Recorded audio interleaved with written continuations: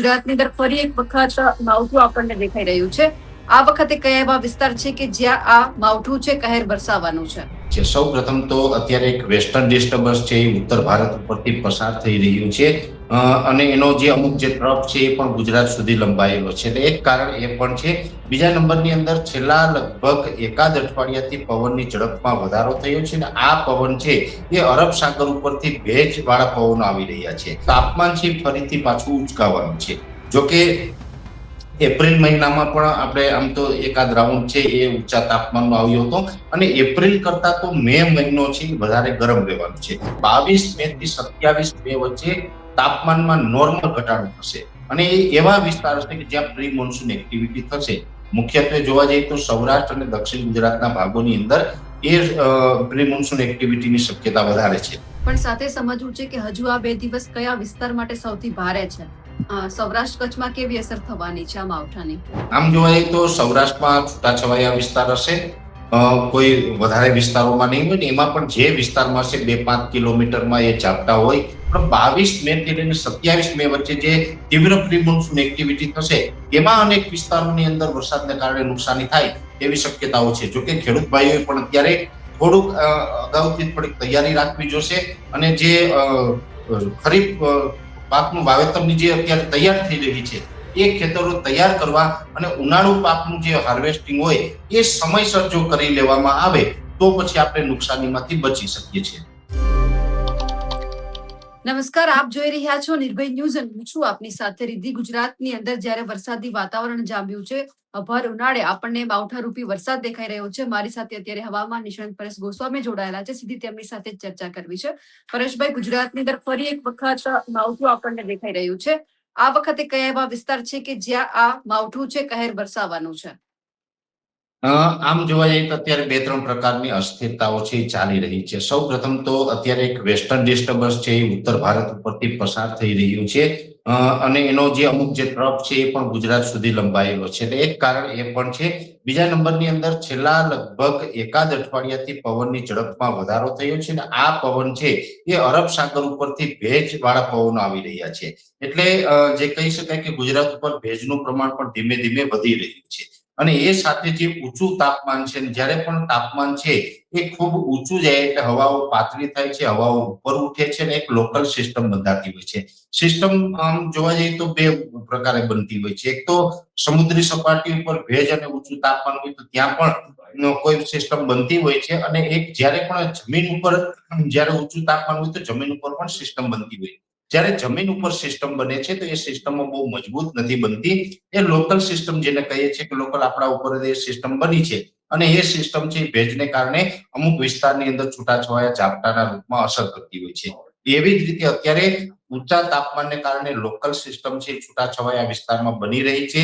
અરબ સાગર તરફથી ભેજવાળા પવન આવી રહ્યા છે અને સાથે સાથે વેસ્ટર્ન ડિસ્ટર્બન્સની અસર છે. એટલે આ 2-3 કારણો એવા છે જેને કારણે અત્યારે રાજ્યના અલગ અલગ વિસ્તારમાં છૂટાછવાયા ઝાપટા પડી રહ્યા છે. જોકે છૂટાછવાયા ઝાપટા છે ને હવે આ ઝાપટાઓ છે લગભગ આવતીકાલથી તો આપણે આમાંથી મુક્તિ મળી જશે. આવતીકાલે 7 મે 2026 એટલે કે 7 તારીખે સાંજ સુધીમાં આ ઝાપટાઓ છે એનું પ્રમાણ ઘટશે. એનું પણ કારણ છે કે એક તો તાપમાન ભલે ઊંચું રહેશે પણ જે વેસ્ટર્ન ડિસ્ટર્બન્સ છે હવે ધીમે ધીમે આગળ નીકળી જવાનું છે. એ સાથે જે ભેજવાળા પવન આવી રહ્યા છે અને પવનની ઝડપ આમ તો છેલ્લા ઘણા દિવસથી થોડી વધેલી હતી. એટલે કે એકાદ અઠવાડિયાથી પવનની ઝડપ 25 થી 30 કિલોમીટર પ્રતિ કલાકની હતી. હવે એ પવનમાં 8 તારીખથી ઘટાડો થવાનો છે. 8 તારીખથી પવનની સ્પીડમાં ઘટાડો થશે એટલે 15 થી 17 કિલોમીટરની ઝડપ થશે.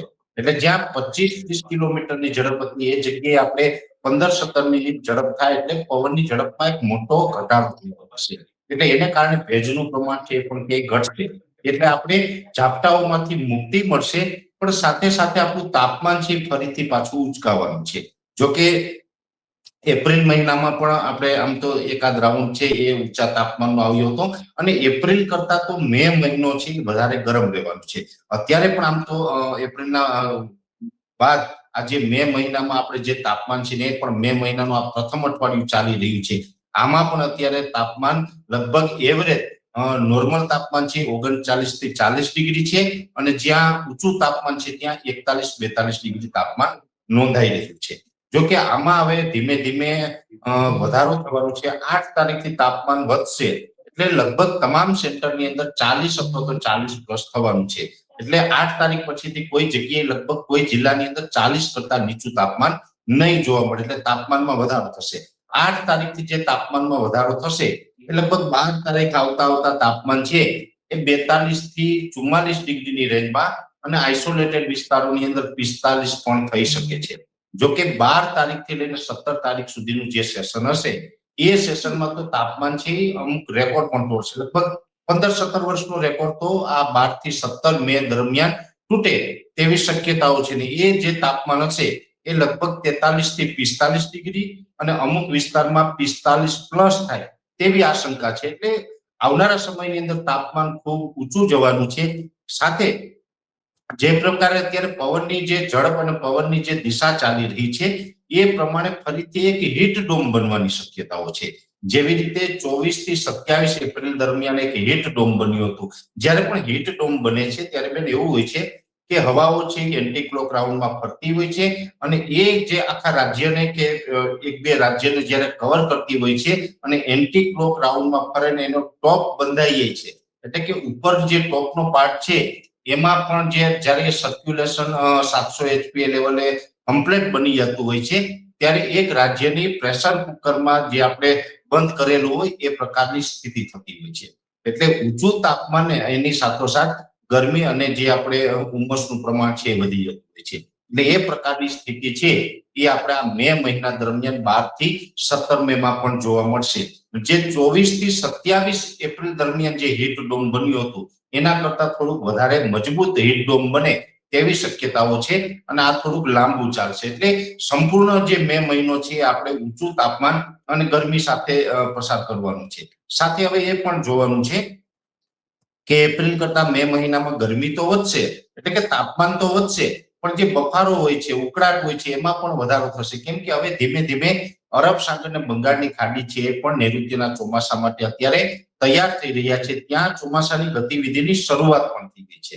એટલે હવે ભેજ છે એ પણ ક્યાંય ને ક્યાંય આપણે ઉપર આવતો રહેશે. એટલે એને કારણે આપણે બફારો અને ઉકળાટ છે એ પણ વધતો જશે. એટલે હવે આપણે આકરો ઉનાળો જેને કહેતા હોય છે એનો સામનો કરવાનો છે, સંપૂર્ણ મે મહિના દરમિયાન કરવાનું છે. આ એક ચોક્કસથી છે કે અમુક વિસ્તારમાં સમય અંતરે 22 મે થી 27 મે વચ્ચે તાપમાનમાં નોર્મલ ઘટાડો થશે અને એ એવા વિસ્તાર છે કે જ્યાં પ્રી મોન્સૂન એક્ટિવિટી થશે. મુખ્યત્વે જોવા જઈએ તો સૌરાષ્ટ્ર અને દક્ષિણ ગુજરાતના ભાગોની અંદર એ પ્રી મોન્સૂન એક્ટિવિટીની શક્યતા વધારે છે. એટલે 22 તારીખથી પ્રી મોન્સૂન એક્ટિવિટીનો રાઉન્ડ પણ આવી રહ્યો છે. 22 મે થી લઈ અને 27 મે વચ્ચે જે વિસ્તારમાં વાદળ થશે, પ્રી મોન્સૂન એક્ટિવિટી થશે ત્યાં થોડુંક તાપમાન નીચું રહેશે. બાકી તો બધા વિસ્તારમાં તાપમાન ઊંચું જ રહેવાનું છે. અને જ્યાં પ્રી મોન્સૂન એક્ટિવિટી થશે બેન ત્યાં ઉકળાટનું પ્રમાણ પણ થોડુંક વધતું જશે. એટલે આ પ્રકારે સંપૂર્ણ મે મહિનો પૂરો થશે અને જૂન મહિનામાં પણ સામાન્ય રીતે જોવા જઈએ તો જૂન મહિનામાં તાપમાન ઘટશે. એટલે કે જે મે મહિનામાં હશે એનાથી 2 થી 3 ડિગ્રી, અમુક વિસ્તારમાં 4 ડિગ્રી સુધી ટેમ્પરેચર ડાઉન થશે, પણ જે ઉકળાટ હોય છે એ વધતો જશે. એટલે આ જ રીતે આપણે હજુ લગભગ મારું માનવું છે કે મે અને જૂન આ બંને મહિના છે આપણે ઊંચા તાપમાન અને ગરમીમાં પસાર કરવા પડે. જૂનમાં ઠીક છે ચોમાસાની શરૂઆત થાય, કદાચ ચોમાસું બેસી જાય છતાં પણ ઉકળાટ છે એમાંથી તો રાહત નથી મળવાની. અને આમ પણ અત્યારે જોવા જઈએ તો ચોમાસાની જે અત્યારે પેટર્ન ચાલી રહી છે આ વર્ષે થોડુંક બરફ વરસાદનું પ્રમાણ પણ ઓછું રહ્યું છે. જે ઉત્તર ગોળાર્ધમાં જે બરફ વરસાદ રેગ્યુલર થતી હોય એના કરતા 32% બરફ વરસાદ ઓછી પડી છે. આ ખૂબ મહત્વનું કારણ છે. એને કારણે તો આપણે જોઈએ છે કે અલ્નીનો પણ સક્રિય થવા જઈ રહ્યો છે. એમાં પણ આ વર્ષે તો ખૂબ સ્ટ્રોંગ અલ્નીનો બનવાનું છે. અને અલ્નીનોની જે શરૂઆત છે અત્યારે પ્રશાંત મહાસાગરની અંદર થઈ ચૂકી છે. જો કે અત્યારે ત્યાંથી પણ પશ્ચિમ તરફ પવન ફૂંકાઈ રહ્યા છે, જેને કારણે ચોમાસાને વેગ પણ મળશે અને લગભગ ચોમાસું છે એ સમય કરતા 2-4 દિવસ વહેલું ભારતની અંદર કમસે કમ ભારતની અંદર એટલે કેરળ સુધી તો વહેલું આવવાનું છે. જેની અંદર જોવા જઈએ તો જેની અંદર જોવા જઈએ તો સૌપ્રથમ ચોમાસું કેરળ પહેલા પણ 15 દિવસ પહેલા અંદમાન નિકોબાર ટાપુ પર પહોંચતું હોય છે. ત્યાં પણ લગભગ 2-4 દિવસ વહેલું આવશે. સામાન્ય રીતે ત્યાં 15 મે આસપાસ પહોંચતું હોય છે. એનાથી વહેલું કદાચ ત્યાં ચોમાસું નોંધાઈ શકે છે. એ પછી મડાગાસ્કર ટાપુથી જ્યારે નૈઋત્ય દિશાના પવનો કેરળ સુધી આવે છે, તો કેરળમાં પણ લગભગ 1 જૂને ચોમાસું પહોંચતું હોય, પણ ત્યાં લગભગ 3-4 દિવસ વહેલું પહોંચી શકે. ત્યાં વહેલું પહોંચ્યા પછી જેમ ધીમે ધીમે આગળ વધશે, એટલે મહારાષ્ટ્ર સુધી ચોમાસું છે સમય કરતા થોડુંક વહેલું પહોંચી શકે. જોકે મહારાષ્ટ્ર સુધી ચોમાસું આવે પછી ત્યાં એક વખત ચોમાસું બ્રેક થઈ જશે, જેને આપણે મોન્સૂન બ્રેક કન્ડિશન કહેતા હોય છે. એ મોન્સૂન બ્રેક કન્ડિશન આ વર્ષે પણ જોવા મળશે, જે ગયા વર્ષે વલસાડ પાસે ચોમાસું રોકાયું હતું. આ વર્ષે લગભગ મુંબઈ આસપાસ ચોમાસું રોકાઈ શકે છે, અને એ પછી ત્યાં રોકાઈને ફરીથી આગળ વધશે. એટલે આપણે ગુજરાતની અંદર તો નોર્મલ સમય આસપાસ જ ચોમાસું આવવાની સંભાવનાઓ અત્યારે દેખાઈ રહી છે, અને આ પ્રકારની ચોમાસાની આખી પેટર્ન ચાલી રહી છે. એટલે ચોમાસા પહેલા જે ગરમી અને ઊંચું તાપમાન હોય એ અત્યારે આપણે જોઈ રહ્યા છીએ, અને આગળ ઉપર પણ આપણે આ જ પ્રકારનું વાતાવરણ રહે એવી શક્યતાઓ પૂરી ચાલી રહી છે. પણ અત્યારે જે મેઇન મુદ્દો છે વરસાદ, જે મેં આપને જણાવ્યું કે વરસાદ જે છૂટાછવાયા વિસ્તારમાં પડી રહ્યો છે, એ આ 2-3 કારણના હિસાબે વરસાદ પડી રહ્યો છે, અને હજુ લગભગ આવતીકાલ સાંજ સુધી આપણે જોવા મળે, છૂટાછવાયા ઝાપટા જોવા મળે તેવી શક્યતાઓ છે. અને એ પછીથી આપણે વરસાદમાંથી તો મુક્તિ મળી જશે 8 તારીખથી, અને 22 થી 27 મે માં ફરી પાછું પ્રી મોન્સૂન એક્ટિવિટીનો રાઉન્ડ આવે તેવી શક્યતા હાલ અમે માની. પણ સાથે સમજવું છે કે હજુ આ 2 દિવસ કયા વિસ્તાર માટે સૌથી ભારે છે? સૌરાષ્ટ્ર કચ્છમાં કેવી અસર થવાની છે આ માવઠાની? આમ જોવા જઈએ તો સૌરાષ્ટ્રમાં છૂટાછવાયા વિસ્તાર હશે, કોઈ વધારે વિસ્તારોમાં નહીં હોય ને, એમાં પણ જે વિસ્તારમાં હશે 2-5 કિલોમીટરમાં એ ઝાપટા હોય, વળી પાછું 5-10 કિલોમીટરમાં વાતાવરણ ખુલ્લું હોય, એ પ્રકારે સૌરાષ્ટ્રમાં પણ છૂટું છવાયું હશે. અને દક્ષિણ ગુજરાત અને જે મધ્ય ગુજરાતના મધ્યપ્રદેશ બોર્ડરે આવેલા વિસ્તારો છે, એટલે કે મધ્યપ્રદેશ બોર્ડરે જે ગ્રામ્ય વિસ્તાર છે આપણા ગુજરાતના, એમાં પણ હળવા સામાન્ય ઝાપટાઓની શક્યતા છે. અને મહારાષ્ટ્ર બોર્ડરે થોડુંક ઝાપટાનું પ્રમાણ તીવ્ર રહે તેવી શક્યતાઓ છે.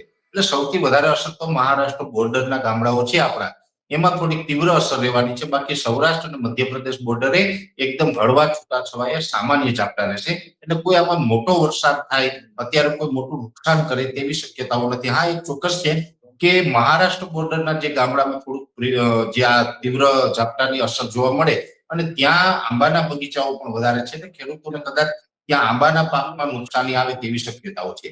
આમ તો અત્યારે અમુક વિસ્તારમાં જે ડાંગરના પાક હશે, અથવા તો જે તલ હોય, અડદ, મગ, શાકભાજી જેવા પાકો હોય, એ તમામ પાકોને આ કમોસમી વરસાદ છે નુકસાન કરતો જ હોય છે. પણ મહારાષ્ટ્ર બોર્ડરે થોડુંક તેની તીવ્રતા વધારે રહેવાની છે, અને ત્યાં થોડી વધારે નુકસાની થાય. બીજા વિસ્તાર માટે અત્યારે હાલના સેશન પ્રમાણે કોઈ મોટું ચિંતાનું કારણ નથી. એ પછી જે 22 થી 27 મે માં જે તીવ્ર પ્રી મોન્સૂન એક્ટિવિટી, એટલે ચોક્કસથી આમ જોવા જઈએ તો જે સૌરાષ્ટ્રના છૂટાછવાયા વિસ્તારો, મધ્યપ્રદેશ બોર્ડરે આવેલા જે ગ્રામ્ય વિસ્તારો છે ને, એ સાથે મહારાષ્ટ્ર બોર્ડરે આવેલા જે ગ્રામ્ય વિસ્તારો છે, આ તમામ વિસ્તારમાં આ જે આવનારા 2 દિવસ સુધી હજુ સામાન્ય છૂટાછવાયા ઝાપટા નોંધાવાના છે. જોકે આમાં સૌથી વધુ તીવ્રતા છે મહારાષ્ટ્ર બોર્ડરે આવેલા ગામડાઓ છે એમાં જોવા મળશે. આમ જોવા જઈએ તો દરેક પાકોને આ જે ઝાપટાઓ છે નુકસાન કરતા હોય. અત્યારે ઉનાળુ પાક તરીકે અડદ, મગ, તલ, શાકભાજી, મગફળી વગેરે પ્રકારના જે પાકોનું વાવેતર છે, એ તમામ પાકોમાં નુકસાની થાય. સાથે બાગાયતી પાકોમાં અત્યારે કેરીમાં પણ ફ્લાવરિંગ આવેલું છે, હાર્વેસ્ટિંગ થઈ રહ્યું છે, એટલે કેરીના પાકમાં પણ વધારે નુકસાનીની ભીતિ દેખાઈ રહી છે. એમાં પણ મહારાષ્ટ્ર બોર્ડરે આવેલા ગ્રામ્ય વિસ્તારો છે, એની અંદર થોડુંક વરસાદનું પ્રમાણ છે વધુ જોવા મળશે. એટલે ત્યાં આંબાના બગીચાઓમાં થોડુંક વધારે નુકસાન થાય તેવી શક્યતાઓ અમને લાગી રહી છે. જોકે આ જે છે છૂટાછવાયા વિસ્તાર હશે, બહુ ચિંતાનું કારણ પણ નથી. અમુક વિસ્તારમાં આ ઝાપટાઓ પડવાના છે, એટલે આ સેશનમાં બહુ મોટું ચિંતાનું કારણ અમે નથી માનતા. પણ 22 મે થી લઈને 27 મે વચ્ચે જે તીવ્ર પ્રી મોન્સૂન એક્ટિવિટી થશે, એમાં અનેક વિસ્તારોની અંદર વરસાદને કારણે નુકસાની થાય તેવી શક્યતાઓ છે. જોકે ખેડૂત ભાઈઓએ પણ અત્યારે થોડુંક અગાઉથી થોડીક તૈયારી રાખવી જોશે, અને જે ખરીફ પાકનું વાવેતરની જે અત્યારે તૈયાર થઈ રહી છે, એ ખેતરો તૈયાર કરવા અને ઉનાળુ પાકનું જે હાર્વેસ્ટિંગ હોય એ સમયસર જો કરી લેવામાં આવે તો પછી આપણે નુકસાનીમાંથી બચી શકીએ છીએ. પરેશભાઈ, સાથે એ પણ સમજવું છે કે આટલા આ વખતે ઉનાળામાં માવઠા આવ્યા, શિયાળામાં માવઠા આવ્યા, ચોમાસા ઉપર આ વખતે કોઈ ફરક પડવાનો છે આમનાથી? જોકે શિયાળા દરમિયાન વધારે પડતા માવઠા હતા એ વેસ્ટર્ન ડિસ્ટર્બન્સને કારણે હતા. એટલે એ માવઠાઓ છે એ ક્યાંય ચોમાસા ઉપર અસર ન કરે. જો શિયાળા દરમિયાન અરબ સાગર કે બંગાળની ખાડીમાં કોઈ સિસ્ટમ બની હોય અને સમુદ્રી સપાટી ક્યાંય ડિસ્ટર્બ થાય તો પછી ચોક્કસથી આપણે એની અસર પડતી હોય છે. પણ શિયાળાના માવઠા હતા એ વેસ્ટર્ન ડિસ્ટર્બન્સને કારણે હતા, એટલે એને કારણે કોઈ ચોમાસા ઉપર નેગેટિવ અસર નથી પડવાની. સાથે અત્યારે જે ઝાપટા પડી રહ્યા છે આ તો ઝાપટાઓ પડવાની સિઝન ગણવામાં આવે છે. કેમ કે મે મહિનામાં તો સામાન્ય રીતે ગુજરાતમાં પ્રી મોન્સૂન એક્ટિવિટીની શરૂઆત પણ થતી હોય છે અને એમાં પણ આ તો ઊંચું તાપમાન અને વેસ્ટર્ન ડિસ્ટર્બન્સને કારણે છે. અરબ સાગર ઉપરથી ભેજવાળા પવન આવ્યા છે. હજુ ગુજરાત નજીક અરબ સાગરમાં કોઈ સિસ્ટમ નથી બની અથવા તો બંગાળની ખાડીની અંદર પણ કોઈ સિસ્ટમ બની નથી. એટલે હજુ પણ ચોમાસાની પેટર્ન છે એને આ હવામાન છે ક્યાંય ડિસ્ટર્બ કરતા નથી. એટલે ચોમાસા ઉપર આની કોઈ નેગેટિવ અસર ના પડે. આ એક ચોક્કસથી છે કે ચોમાસું આ વર્ષે છે એ શરૂઆતના તબક્કામાં થોડુંક અનરેગ્યુલર રહેશે. એટલે આમ તો લાંબા ગાળાના આધારે જે અમે અલ્નીનો, લાનીના હોય અથવા તો એમજેઓ છે, આઈઓડી છે, આ તમામ પેરામીટરોના આધારે અમે જે પ્રિડિક્શન કરતા હોય છે એમાં અમારું વ્યક્તિગત તારણ એવું છે કે ચોમાસુમાં જે જૂન મહિનામાં જે શરૂઆત થશે એટલે 2 થી 3 તબક્કામાં વાવણી થશે. એટલે કે એક સાથે જે દરેક વિસ્તારને કવર કરતા હોય એવું કદાચ આ વર્ષે નહીં થાય. જે 12 થી 15 જૂન વચ્ચે પ્રથમ રાઉન્ડ હશે, બીજો રાઉન્ડ હશે 22 થી 25-26 જૂન આસપાસનો હશે, એમાં પણ એક રાઉન્ડ આવશે અને એમાં પણ ઘણા બધા વિસ્તારો છે વાવણીથી વંચિત રહેશે. એને જુલાઈ મહિનાના પ્રથમ અઠવાડિયાની અંદર વાવણી લાયક વરસાદ થાય તેવી શક્યતાઓ છે. એટલે 2 થી 3 રાઉન્ડની અંદર વાવણી થશે. જૂન મહિનાની અંદર એવરેજ રહેવાનું છે. જુલાઈમાં પણ કદાચ નોર્મલ કરતા થોડું વરસાદનું પ્રમાણ ઓછું રહે. પણ ઓગસ્ટ મહિનો છે ને ઓગસ્ટ મહિનામાં પણ ખાસ 15 ઓગસ્ટ પછીનું સેશન હશે એમાં સારા વરસાદોની શક્યતાઓ છે.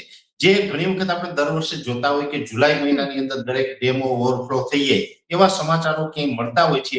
એ સમાચારો આ વખત ઓગસ્ટના છેલ્લા અઠવાડિયામાં પ્રાપ્ત થાય તેવી શક્યતાઓ છે. એટલે ઓગસ્ટનું જે છેલ્લું અઠવાડિયું હશે એ લગભગ આખા વર્ષનું ચિત્ર બદલી લાગશે. જૂન અને જુલાઈમાં ઘણી વખત ઘણા બધા ખેડૂતોને ચિંતા થશે કે ઠીક છે વરસાદ તો છે પણ આપણે ચોમાસું પાક લઈ લેશું, શિયાળા માટે પાણીની કદાચ વ્યવસ્થા નહીં થાય, પાણી ઘટશે, આવી ચિંતા જૂન અને જુલાઈમાં ચોક્કસથી થશે ખેડૂતને. પણ હું આપના માધ્યમથી કહું છું કે ખેડૂતોએ એમાં ચિંતા કરવાની જરૂર નથી. ઓગસ્ટનું છેલ્લું અઠવાડિયું છે એ ચિત્ર બદલશે અને એ પછી પણ સપ્ટેમ્બર મહિનો છે એમાં પણ એકંદરે સારા વરસાદો નોંધાશે. સપ્ટેમ્બર પણ બિલકુલ નબળો નથી રહેવાનો અને ઓક્ટોબરમાં છેલ્લે આમ તો લગભગ 24 ઓક્ટોબર સુધી તો વરસાદની સંભાવનાઓ છે. 24 ઓક્ટોબરે છેલ્લો વરસાદ હશે, ત્યાર પછી ચોમાસાની વિદાય થશે. એટલે આ વર્ષે એકંદરે ચોમાસું છે તે સારું રહેવાનું છે.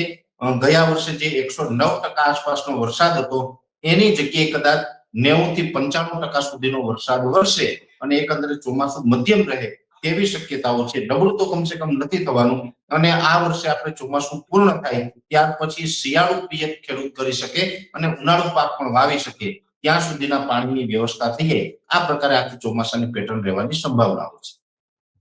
બિલકુલ પરેશભાઈ, આપ અમારી સાથે જોડાયા, આપનો ખૂબ ખૂબ આભાર.